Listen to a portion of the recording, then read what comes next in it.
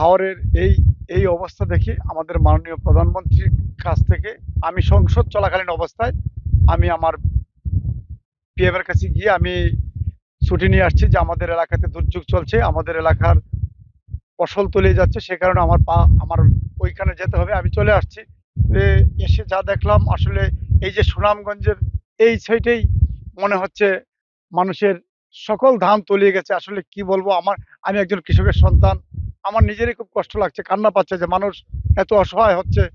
এই মানুষদের পাশে থাকার জন্যে আমি চলে আসছি। আমি আমার সাধ্য অনুযায়ী সর্বোচ্চ চেষ্টা করব এই এলাকার মানুষের পাশে থাকার জন্য, সাধারণ মানুষের পাশে থাকার জন্য।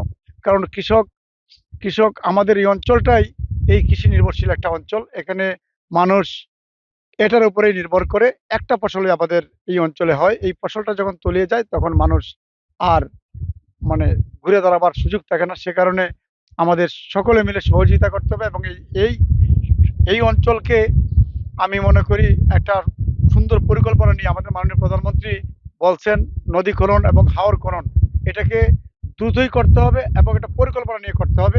যে পরিকল্পনা থাকবে আমাদের এই অঞ্চলে বৃষ্টি হয় বেশি, বৃষ্টির পানিতে যখন হাওর তলিয়ে যায় তাৎক্ষণিক যেন আমরা ওই পানিটা নিষ্কাশন করার জন্য সুইচ গেট থাকে এবং এই পানিটা হাওরে যাতে পানি ঢুকাতেও সহজ হয়, পানি বের করতেও সহজ হয়, এরকম পরিকল্পনা নিয়ে আমাদের কৃষকদেরকে বাঁচাতে হবে।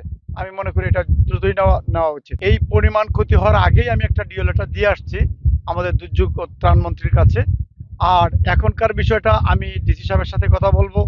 আমি আমাদের উপজেলা নির্বাহী কর্মকর্তা এবং কৃষি অফিসার যারা আছে তাদেরকে আসল চিত্রটা ধরে তোলার জন্য বলবো এবং আমাদের কৃষকের পাশে সরকার যেন স্বতঃস্ফূর্তভাবে থাকে এবং আমাদের মাননীয় প্রধানমন্ত্রীর কাছেও আমি বলে আসছি। আমি ত্রাণমন্ত্রীর সাথেও কথা বলে আসছি। আমি আমাদের ওই গতকালকে আমাদের পানি সম্পদ মন্ত্রী শহীদুল চৌধুরী এনিভাই ফোন দিয়ে খোঁজখবর নিচ্ছিলেন যে কী অবস্থা। আমি একটা ব্যাখ্যা করছি যে আমাদের আসলে এই অঞ্চলের অবস্থা খুবই খারাপ অবস্থা এবং এই প্রাকৃতিক দুর্যোগে আমাদেরকে সকল ফসল তলিয়ে যাচ্ছে। সকল যারা কাটছে তারাও ধান শুকাতে পারছে না।